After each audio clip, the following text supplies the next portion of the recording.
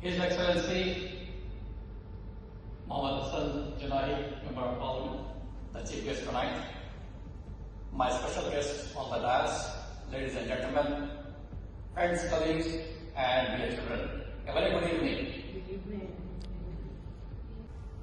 But first and foremost, let me take this opportunity to thank you all for joining me on this joyous occasion when I am releasing my third book, Moments at the Crossroads, My Lifeline. When I set out to write this book, and I said to myself, it is just not going to be a collection of milestones, but rather it will be something that I can truly reflect and I can give my honest reflection of my life journey. But that was not enough. And I thought, what and who made the most contributions in my life to shape my life what I am today?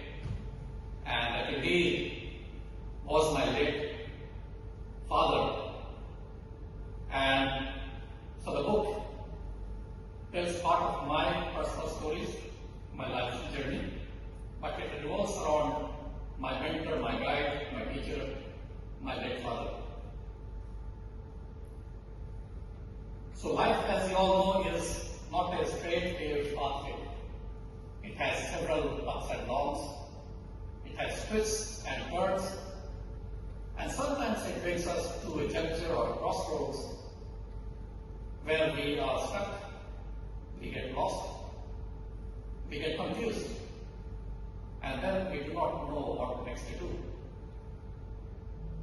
Here is a moment where either you take a wrong route or you do not proceed with your journey altogether.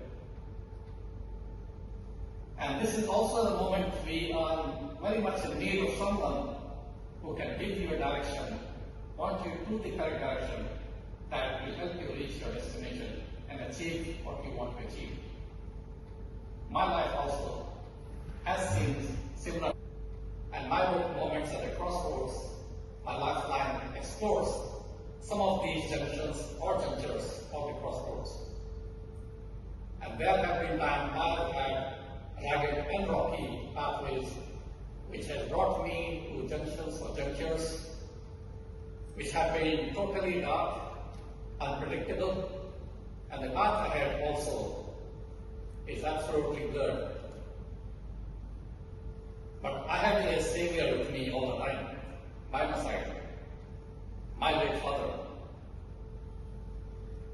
who not only gave me the inspiration,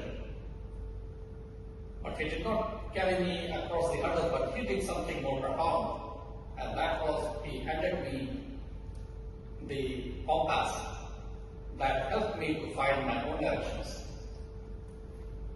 And I was also lucky to have him by my side, and I knew I had a antidote whenever I needed it. So my father, late father, has always been a true inspiration figure for me. He has inspired me throughout the life. There were times when I had lots of loads on my shoulders of personal and professional responsibilities.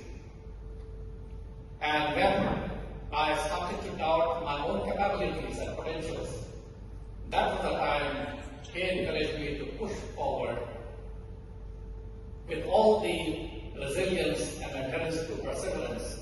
And we only believe that hard work is something that can move you forward. He reminded me that there is no setback.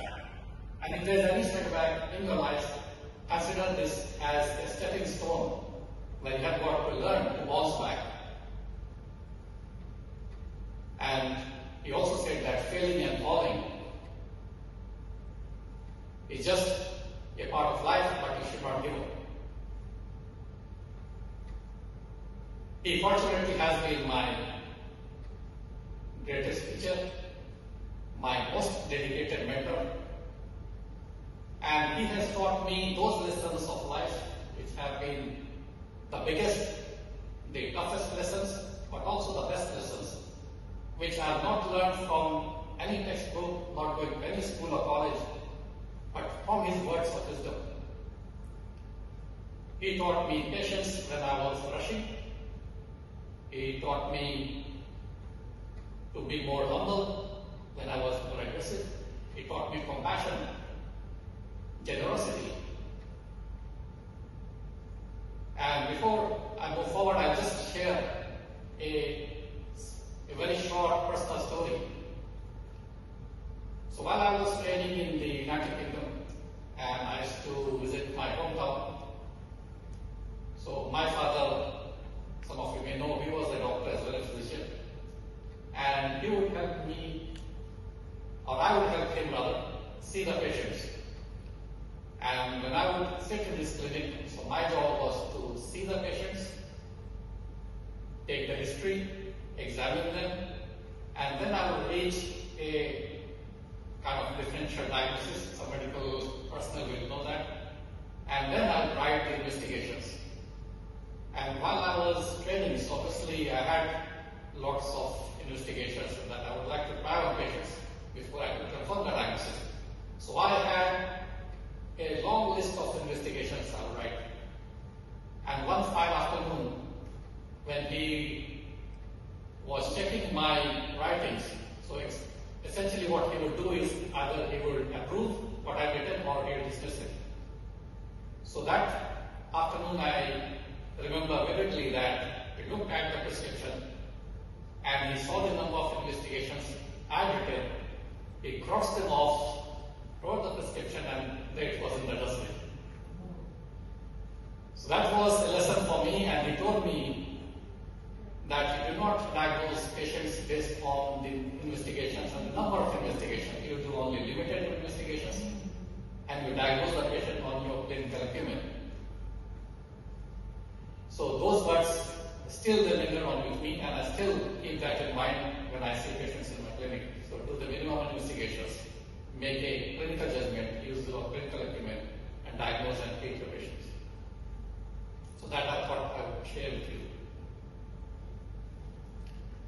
But this is a day, it's again an emotional day for me.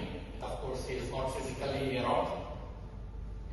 But I'm sure that his spirit is there, wrapped up in every word, in every page, in every chapter of this book. And releasing the book is just a humble tribute and offering to that great departed soul. And all I can say to my father that he was my mentor, my lifeline, and he is still my lifeline. And for those who have attended today, first of all, I'm very grateful and thankful that you're here. But if you ever get to read my book, maybe some chapters, the whole book, and I can give you a few copies. Unfortunately, I don't have a number of copies. 100 copies was mentioned by Sheriff. Unfortunately, I don't have 100 copies. But I'll try to give whatever I can. But if you happen to read, you'll find that I've written some of my personal stories. And there are some words of wisdom from my late father who may actually help if you are ever at your own crossroad to find your own compass that will help you to find your directions. And with those words of wisdom, the words of inspiration, you may also overcome your own struggles and hurdles in life. And finally, I would like to end by saying that our life's journey does not end with the hurdles that we face, but it is the hearts, it is the lights that we carry in our hearts. With that, thank you very much, and